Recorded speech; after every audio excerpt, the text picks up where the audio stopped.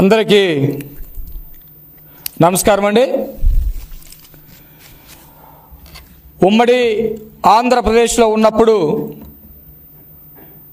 చర్మకారులకి సంబంధించినటువంటి జీవితాలు బాగుపడాలని, చర్మకారులు చేసేటువంటి వృత్తికి గౌరవం రావాలని, చర్మకారులు ఎవరైతే ఉన్నారో ఆ వృత్తికి ప్రాధాన్యత ఇచ్చి చర్మకార పనిని కూడా పారిశ్రామిక రంగంగా తీర్చిదిద్దాలని చెప్పేసి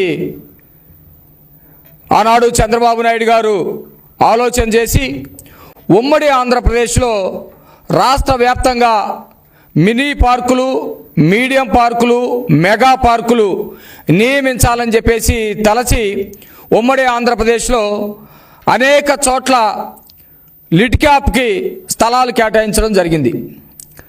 లిడ్ క్యాప్ అనేది ఒకటి ఏర్పాటు చేసి అది నిర్వీర్యంగా పడి ఉన్నటువంటి సంస్థకి వన్నె తీసుకొచ్చి ఈ చర్మకార వృత్తి చేసుకునేటువంటి వాళ్ళ జీవితాలు బాగుపడాలని, వాళ్ళకి గౌరవం రావాలని, అది పారిశ్రామికంగా ఎదగాలని చెప్పేసి ఆలోచించినటువంటి గొప్ప వ్యక్తి నారా చంద్రబాబు నాయుడు గారు.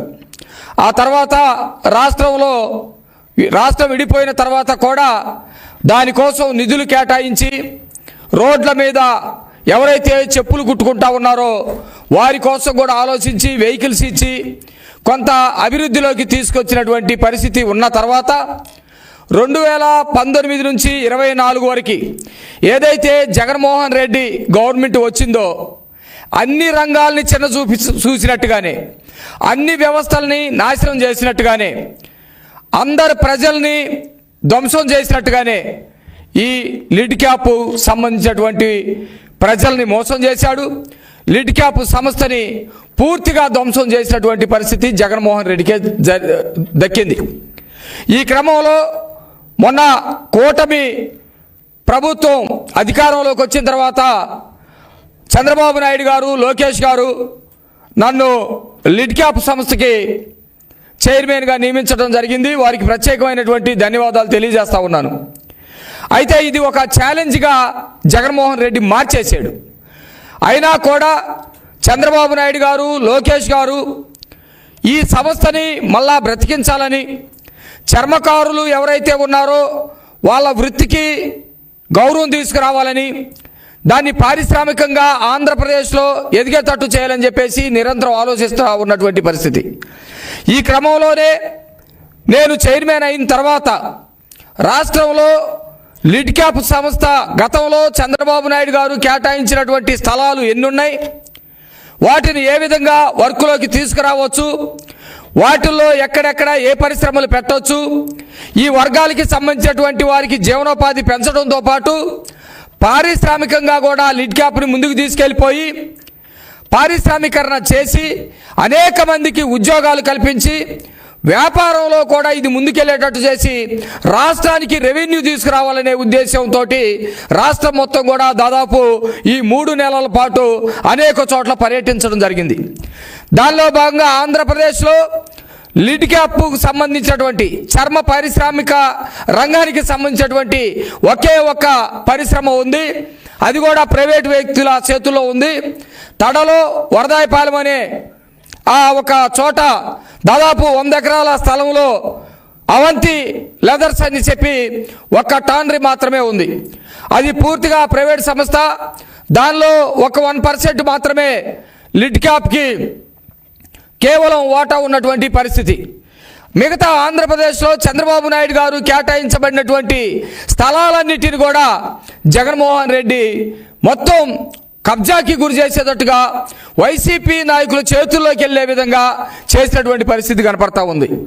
ఉదాహరణకి మీరు చూస్తే కొండూరు, కృష్ణా జిల్లా, ఎన్టీఆర్ జిల్లాలో కొండూరులో వెల్లటూరు అనేటువంటి ఒక గ్రామంలో 25 ఎకరాల భూమి చంద్రబాబు నాయుడు గారు కేటాయించి ఈ వర్గ ప్రజలందరికీ కూడా అక్కడ జీవనోపాధి కల్పించడానికి ప్రయత్నాలు చేస్తే జగనన్న కాలనీ పేరు మీద కొంతమందికి, వాళ్ళ తాబేదారులకి కొంతమందికి స్థలాలు ఇచ్చి మొత్తం కూడా లేకుండా చేసినటువంటి పరిస్థితి అక్కడ ఎన్టీఆర్ జిల్లాలో కనపడతా ఉంది.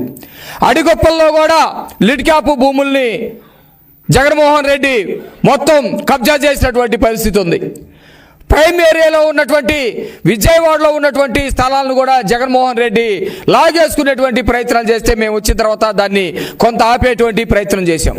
ఇట్లా లిడ్ క్యాప్కి పూర్వవైభవం తీసుకురావాలని తెలుగుదేశం ప్రభుత్వం, కూటమి ప్రభుత్వం ఆలోచిస్తూ ఉంది.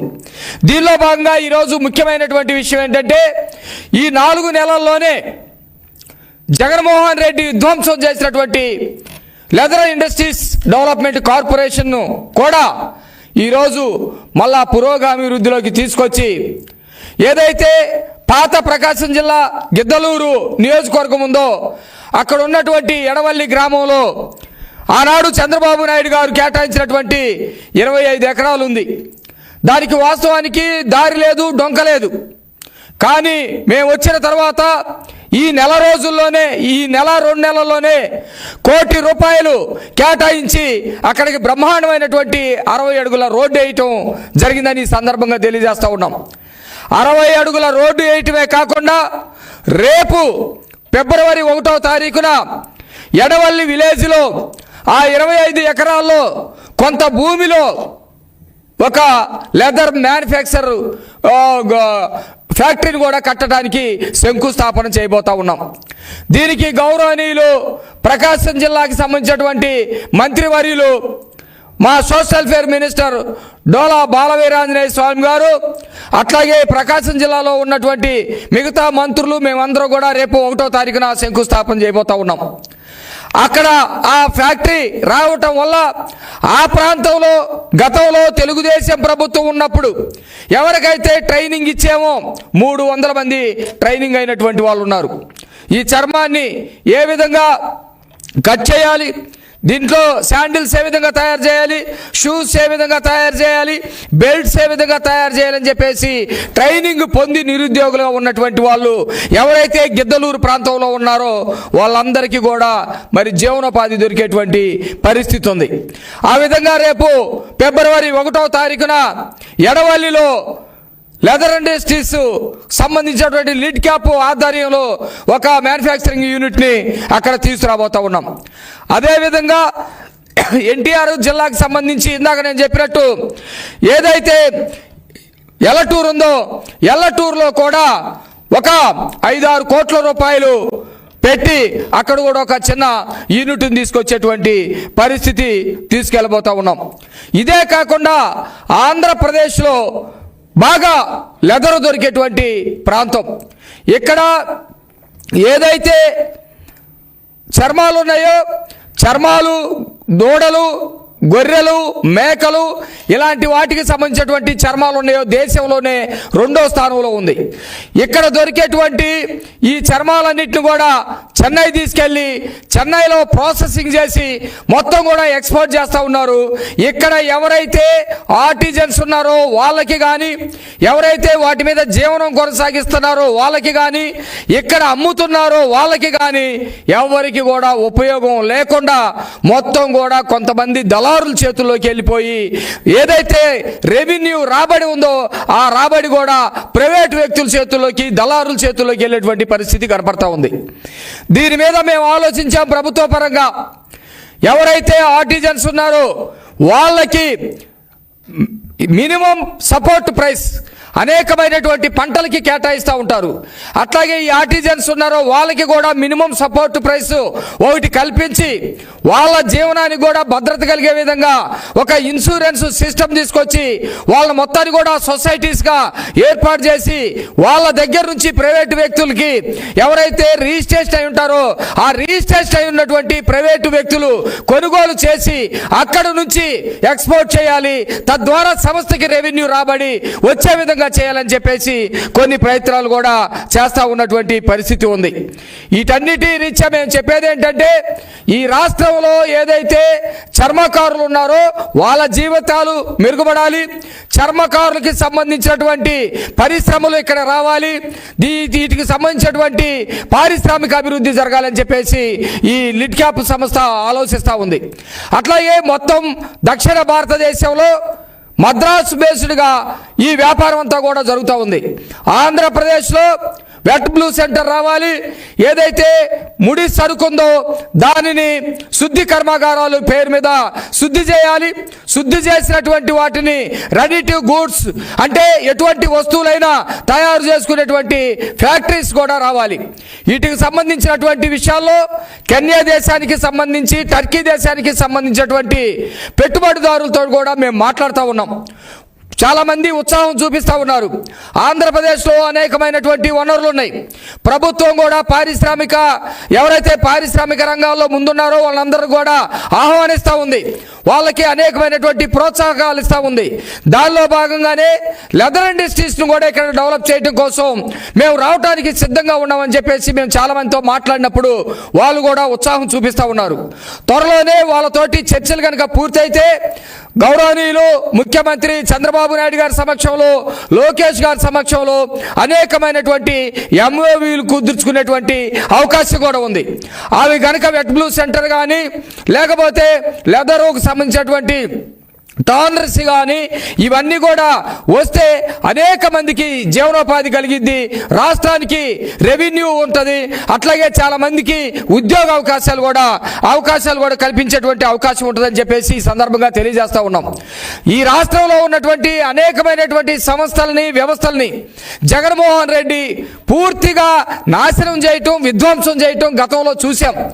ఇప్పుడు చంద్రబాబు నాయుడు గారు కూటమి ప్రభుత్వం అధికారంలోకి వచ్చిన తర్వాత రాజ్యాంగపరమైనటువంటి వ్యవస్థల్ని బాగు చేయటం, అట్లాగే పారిశ్రామిక అభివృద్ధి చేయటం, అనేకమైనటువంటి పరిశ్రమలు ఇక్కడికి వచ్చేటట్టు చేయటం, నిరుద్యోగితని తగ్గించడం, విద్యా వ్యవస్థకి విలువ తీసుకురావటం, ఉద్యోగాలు పెంచడం, వీటి మీద దృష్టి పెట్టినటువంటి పరిస్థితుల్లో ఆంధ్రప్రదేశ్లో భవిష్యత్తులో లెదర్ ఇండస్ట్రీస్ కూడా మంచి భవిష్యత్తు ఉంటుందని, దీని ద్వారా ఈ చర్మకార పరిశ్రమ మీద లేకపోతే చర్మకార వృత్తి మీద ఆధారపడ్డటువంటి వాళ్ళ జీవితాలు బాగుపడతాయని చెప్పేసి మేము నమ్ముతా ఉన్నాం.